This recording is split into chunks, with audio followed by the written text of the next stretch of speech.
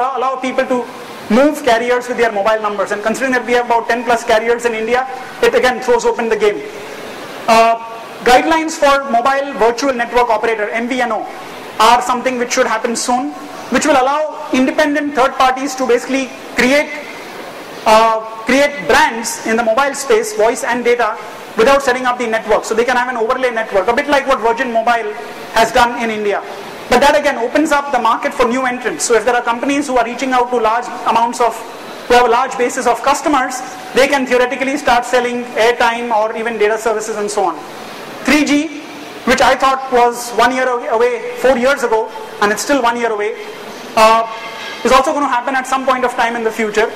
But we keep reading about these delays in spectrum. I mean, it's so sad, because mobile data services, mobile infrastructure, including broadband, should have been the core infrastructure for India, but that's not happening. And it's pathetic, the way our telecom policy has handled these things. But it's going to happen at some point of time. So 3G will again open up a whole host of services. My belief is that operators in India will concentrate more on voice services because they are starved of spectrum in cities. So again, the opportunity for data services is wide open out there. Fourth is voice competition. And you saw this happen in the last 2 days itself. What Tata Docomo set off about 2 months ago with their pay per second and pay per call, which Reliance took forward 2 days ago with their 50 paise for everything plan. So basically what's happening is, I think after a long time you're seeing dramatic competition in voice, which is leading, there are reports today in the papers which basically say that it's not even clear that Reliance, what Reliance will get from revenues will probably cover the cost of carrying the call, on a per minute basis. So there are lots of challenges which the industry is going to face. It's a land grab out there. 10, 15 million subscribers being added, everyone wants those. There's lots of operators. Unlike China, where there are just 2 operators in the mobile space, we have lots of them. And everyone is out there loaded with money, wanting to go get customers at any cost. And voice is the easiest thing for them to compete on. The last one, which has not happened so far, but I think which holds tremendous opportunity going ahead, and is really competition in the mobile VAS space. See, what's happened in India is, to a large extent, value-added services have been offered primarily through the operator. So basically what are called on-deck services. So operators have a whole host of services, and we've used many of these, whether it's content downloads, whether it's ringtones, wallpapers, some application downloads and so on.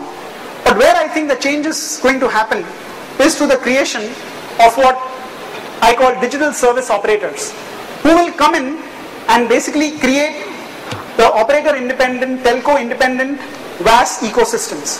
Now how will that happen? There are 4 building blocks required to make something like this happen. You need to set up your own payment collection mechanism. Again, the ease of making payments through mobile operators is definitely there in India.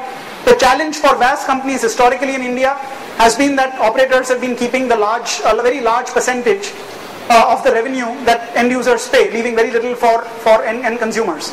And that again is going to, that creates opportunity, because there's a lot of money which is not getting into content providers, service providers, publishers. So if there are entities who can set up their own payment collection mechanisms, who can have large reach, so especially media companies, the ability to reach tens of millions of subscribers. So you can combine these two with an open publishing platform where SMS content, voice content, etc. can be uploaded and made available to people for a fee. So this is not free, it's for a fee. And you start off with compelling services which basically get people to start creating the cash balance. So it's almost similar to what operators do today, where we are prepaying them for voice. In this case, you have tens of millions of people who want to do more with their mobile.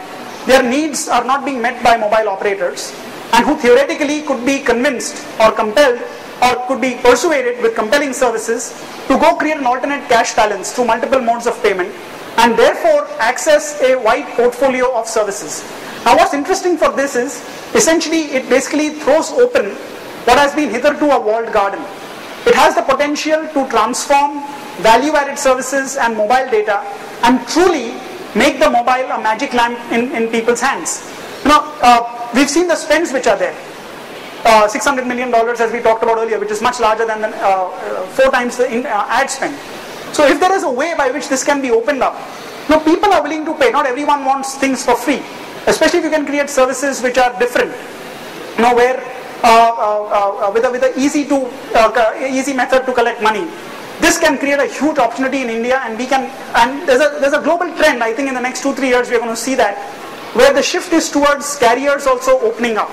Where I think the realization is slowly dawning that the walled gardens basically constrain long-term opportunity for carriers. So the trend is towards that. Something like a digital services operator basically piggybacks on that trend and creates opportunity for newer companies to enter the space. Now, take India.